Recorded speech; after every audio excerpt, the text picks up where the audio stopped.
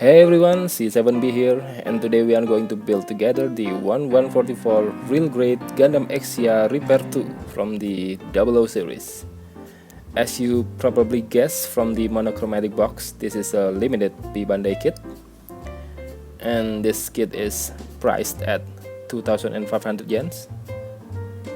One thing I love about Bandai lately, aside from adding English translation for, well, everything, is that they make new boxes and manuals for everything that, well, new.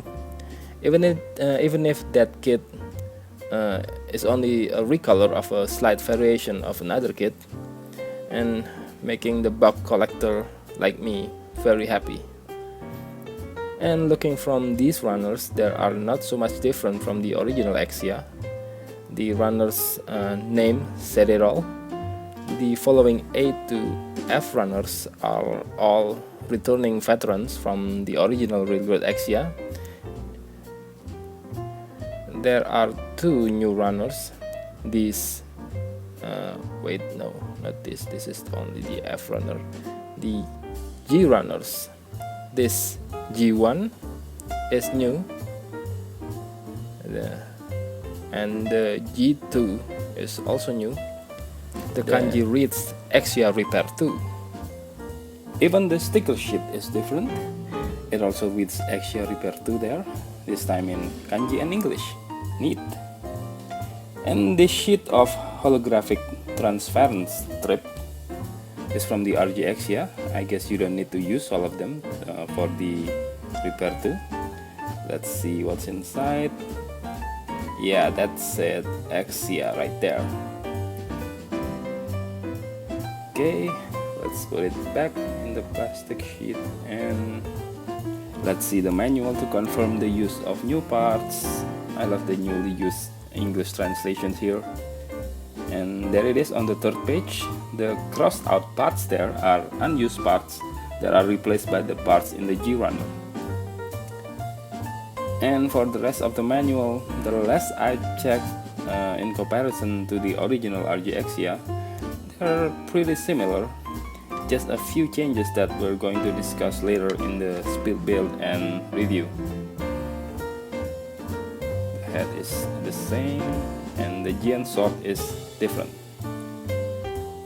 This is also different, and okay, let's build this. The very first thing I noticed in this R2 kit runners is that there is no chrome runner like in the original Exia. That means the R2 will not getting the GN long and short blade, and that is a bummer. And looking from the manual quick look, there will not be another new weapon added to the R2, so yeah, it's starting to look pretty grim for a limited kit. And as for the build, this is a standard operating procedure for most of the RG kits, working from the bottom up, starting from the legs, then the waist, torso, arms and head, and the weaponry always going to be the last ones to be built.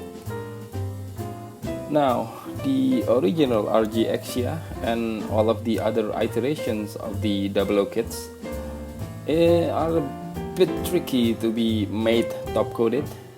It's because these clear green parts that are the trademark for the Exia lineage, they are beautiful when it's clear glossy green, but when you use a matte top coat on them, they will go blur, and the details that are supposed to be shown underneath will be gone.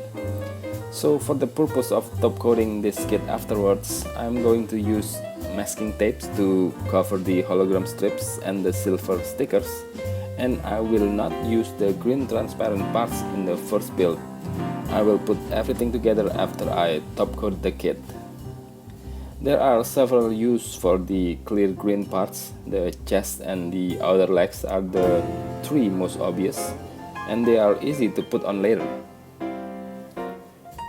The one thing I keep complaining about the last couple of years, and also in one of my videos, is that Bandai already milked the Exia lineage for too long now.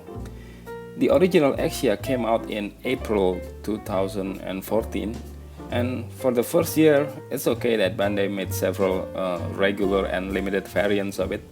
But it's been 3 years now, and the list of the RG line for the Exia and its iteration is too damn long. The string is stretched now for far too long, and I think Bandai should stop it and move the hell on.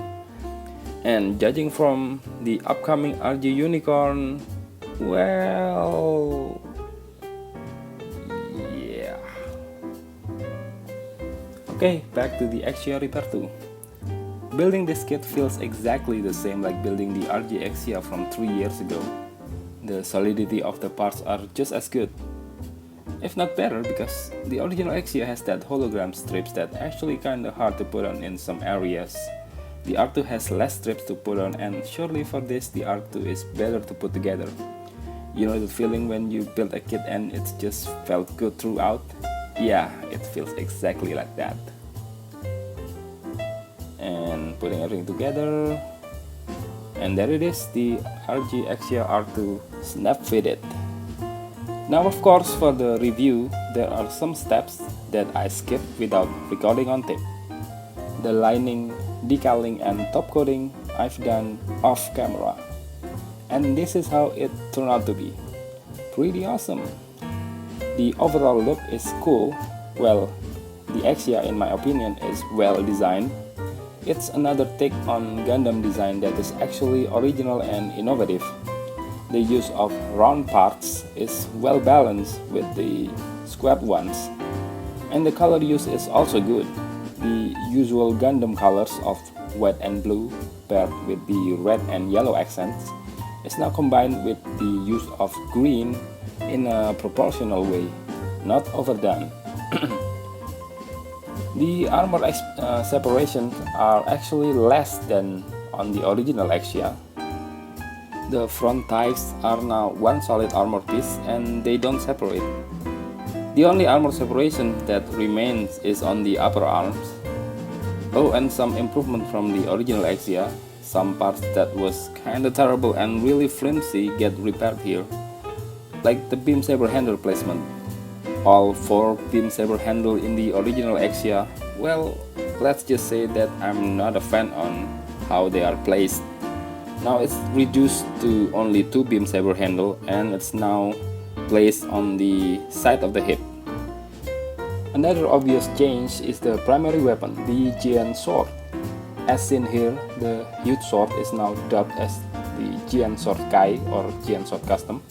This is what the wiki said about the Giant Sword Kai. While virtually identical to Exia's original Giant Sword, the new weapon incorporates the new, more powerful green condenser material edge technology that was seen on the Giant Sword 3. As a result of the new blade, its offensive capacity has greatly increased. Well, it's just a fancier way to say that it has no more chrome blade and replaced with the clear green one.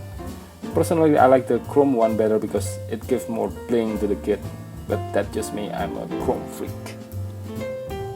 And these are the beam sabers. Now there are only 2 of them, and you get 2 different kinds of beam saber effects that can be plugged into them, the short and the long ones. You get 2 for each, and while only 2 handles can be stored on the kit itself, you get 3 pairs of handles because the Exia runner provides 6 of them. Yeah, you can't waste them, just use them. And the main purpose of this video is the comparisons to the other RG Exias that are in one direct evolution line. The first one is of course the original RG Exia itself. You can see the difference here, the big ones we've discussed earlier, the giant swords, the placement of the beam saber, the front thigh armors and the decals. The other difference is the back of the shoulder armors, the upper arms, the back skirt armors, back of the thigh, lower legs, and also the back of the legs are changed slightly.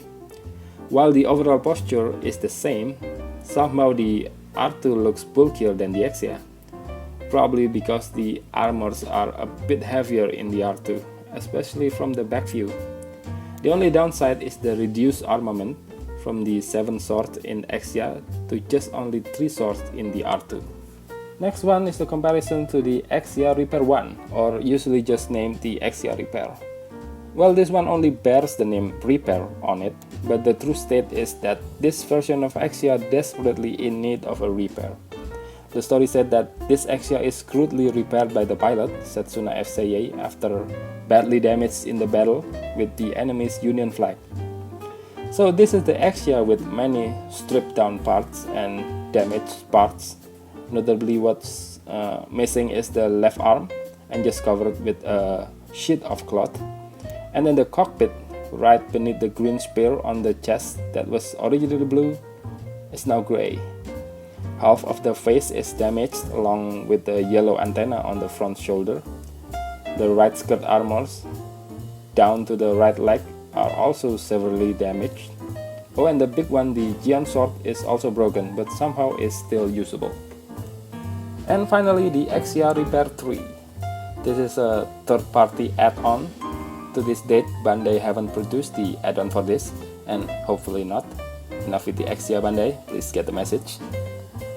While the Giant Sword Kai is supposed to be the same, the R3 got a new weapon, it's the Giant Rifle.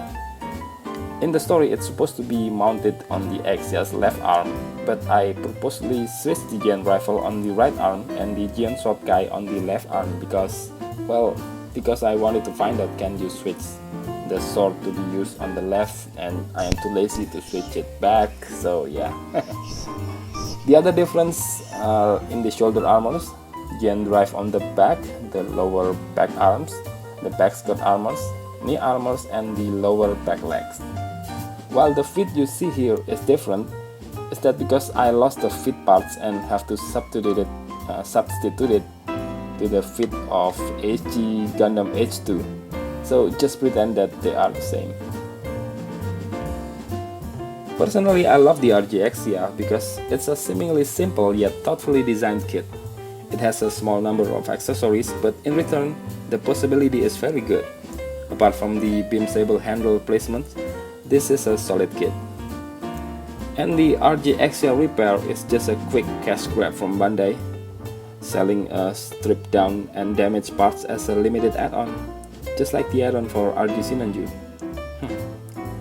The Repair 2 sold as a complete kit, not just an add-on, and from the number of accessories that came with it, I think this is another cash grab from Bandai. The only one armament that keeps returning is the Giant Shield. Even the mobile suit that predate the Exia, the Astraea and Astraea Type F also have the same shield.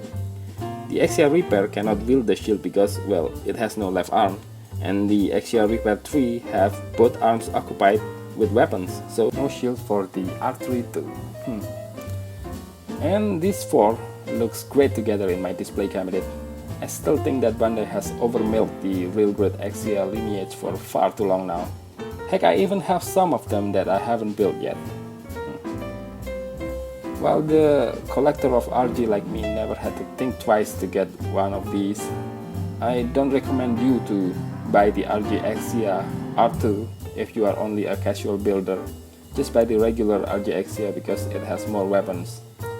Building this kit is a bit boring because it's kind of building the original Exia once more, and I've done it several times. There are 4 of them just from this video alone. Overall, I give this kit a 6.5 out of 10 because of the repetitiveness and lack of weaponry. I guess that's all for now, and I'll see you guys soon.